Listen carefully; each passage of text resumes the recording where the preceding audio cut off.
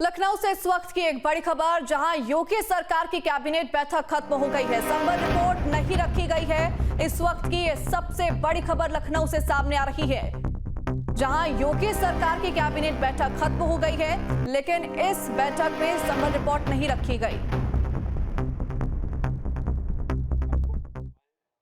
जो दी जा रही हैं उसको बेहतर बनाने के लिए आज मंत्रिपरिषद के समक्ष एक प्रस्ताव आया है। इसमें विशेष बात यह है कि नियमित पदों के अगेंस्ट इसमें आउटसोर्स या संविदा पर नहीं दिए जाएंगे। साथ ही साथ जो निगम है वो जेम पोर्टल के माध्यम से सर्विस प्रोवाइडर तय करेंगे, एजेंसीज तय करेंगे और इन लोगों का जो मानदेय है वो 16,000 से 20,000 रुपए तक होगा। साथ ही साथ यदि किसी प्रकार की अनियमितता पाई जाती है 3 वर्ष के लिए इनको सेवा का अवसर मिलेगा और किसी प्रकार की अनियमितता पाई अगर जाती है तो विभाग की संस्तुति पर जो एजेंसी है निगम के भी संज्ञान में लाकर उसकी सेवाओं को समाप्त किया जा सकता है। नियुक्ति की अवधि 3 वर्ष होगी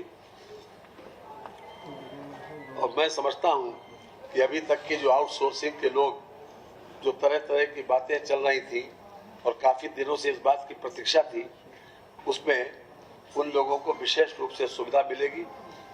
इन लोगों को 1 तारीख से लेकर 5 तारीख तक इनका वेतन मिल जाएगा और जितने भी जो प्रोविडेंट फंड का जो प्रोविजन है, ESI का है, वो सब कुछ इनके खाते में ही जाएगा जो उस कार्मिक होगा, अर्थात जो किसी न किसी रूप में सेवारत होगा उसी के से उसमें जाएगा। अभी तक क्या होता था कि ये सर्विस प्रोवाइडर के खाते में जाता था और तमाम तरीके की शिकायतें इस बात की मिलती थी कि सर्विस प्रोवाइडर ने ये नहीं किया, वो नहीं किया। तो उनको तमाम शिकायतों को किसी भी तरीके से न आए और हर तरह से एक पारदर्शी प्रक्रिया के तहत इन लोगों को सेवा का अवसर मिले। और चूंकि अभी तक सरकार तो देती थी पैसा, लेकिन इन लोगों को ये भी शिकायत मिलती थी कि इन लोगों को पूरा पैसा जितना सरकार देती है उतना नहीं मिल पाता। इसलिए हर तरह से इसमें एक पारदर्शी प्रक्रिया को अपनाने का प्रयास किया गया। साथ साथ आरक्षण का भी प्राविधान किया गया। इसमें SC, ST, OBC, भूतपूर्व सैनिक, स्वतंत्रता संग्राम सेनानी आश्रित, दिव्यांगजन, महिला आरक्षण का प्राविधान भी इसमें किया गया है। बदलाव किया गया। अभी तक तो 10-10 और 12-12 वर्षों से लोग आउटसोर्सिंग में काम कर रहे हैं। अभी आपने बताया मैंने कहा ना कि 3 वर्ष के लिए किया जाएगा और एजेंसी को वो लोग कंटिन्यू कर सकते हैं। जी जी नहीं, हर साल की बात नहीं है, एक बार तो 3 साल के लिए होगा, लेकिन इन लोगों के लिए काफी व्यवस्था की गई है। क्योंकि अभी तक यदि कि मैटरनिटी अगर महिला है तो मैटरनिटी लीव उसकी व्यवस्था भी की गई है। साथ ही साथ अब तो हो गया जी, और महीने में 26 दिन से इनसे सेवा ली जाएगी और इनकी अगर मृत्यु हो जाती है तो इनको 15,000 रुपए इनकी मृत्यु पर ऊपर देने के बाद अंतिम संस्कार के लिए दिए जाएंगे। मैं इसलिए कह रहा हूं कि पूरी संवेदनशीलता बरती है सरकार ने इस बात के लिए कि हम जो भी आउटसोर्सिंग के कर्मचारी हैं उनको एक सम्मानजनक मानदेय भी मिले और उनकी सर्विस कंडीशन भी बेहतर हो और आरक्षण का भी लाभ उनको मिले।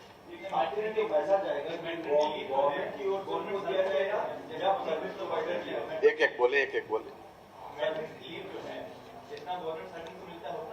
जी 180 दिन। भर्ती प्रक्रिया का प्रारूप देखिए, जिस प्रकार से एजेंसीज को हम तय करते हैं, निगमों के माध्यम से एजेंसीज को तय करते हैं, जिन लोगों को जिन विभागों को आवश्यकता होती है वो सर्विस प्रोवाइडर के माध्यम से लेते हैं और विभाग की सहमति जरूरी है। जी हाँ, सर्विस प्रोवाइडर को वो टेंडर पे आएगा ना, जेम पे जो है समझते हैं वाले हैं वो भ्रष्टाचार कर रहे हैं। एक मिनट सर, इसी दफ्तर से जैन पोर्टल वाले बता दो, आप मुझे क्या नया क्या करोगे? जैन पोर्टल से बता दो, आप ले रहे हैं। ऐसा है, मैं अभी उनके अकाउंट में पैसा पूरा जाएगा। अभी तक ESI का EPF का पैसा सर्विस प्रोवाइडर के पास जाता था, जिसपे शिकायत ये थी कि वो जमा नहीं करते। और जितनी कंडीशंस जितनी दी हैं, जो संवेदनशीलता के बाद आरक्षण की व्यवस्था नहीं है थी उसमें पहले, अब आरक्षण की व्यवस्था करने जा रहे हैं। जिस प्रकार से ये लागू का माफ कीजिएगा, एक निगम बनेगा, निगम ही बना है। निगम के तहत मैंने आपको शुरुआत यहाँ करी, आपने सुना नहीं, मैंने पूरा पहले यहाँ से शुरू किया था। उत्तर प्रदेश आउटसोर्स सेवा निगम का कंपनीज एक्ट 2013 के सेक्शन 8 के अंतर्गत ये व्यवस्था लागू की गई। अब दूसरा देख लीजिए। मंत्री जी, जब इसकी घोषणा हुई थी आपकी सरकार के द्वारा, तब ये कहा गया था ब्रीफिंग में कि हम लोग आउटसोर्सिंग एजेंसियों को सबको बनाएंगे, सरकार कंपनी बना के डायरेक्ट भर्ती करेगी। निगम के माध्यम से ही कर रही है। आपको नहीं, निगम के माध्यम से उनका चयन करेंगे। चयन जो है वो एजेंसीज का चयन उसके माध्यम से करेंगे, निगम करेगा। एजेंसी रहेगी।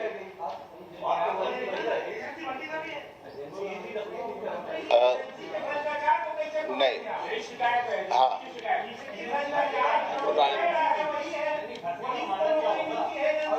सुनिए सब एक साथ मैं इसको मैं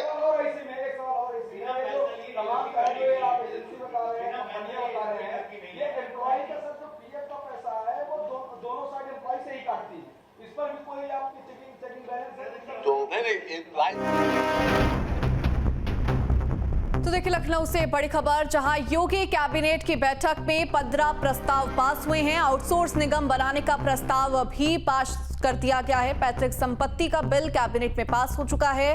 संभल मामले की रिपोर्ट पेश नहीं हुई है। तो कयास यही लगाए जा रहे थे कि आज योगी कैबिनेट की बैठक में संभल हिंसा की रिपोर्ट पेश की जा सकती है, लेकिन अब खबर यही है कि रिपोर्ट को पेश नहीं किया गया है। जहां भक्ति है हर शब्द में, कथाओं में छुपे हैं दिव्य रहस्य और ज्योतिष देता है जीवन को दिशा। धर्म से जुड़ी हर बातों को जानने के लिए हमारे चैनल स्तुति को सब्सक्राइब करें। चैनल पर जाने के लिए इस लिंक पर क्लिक करें।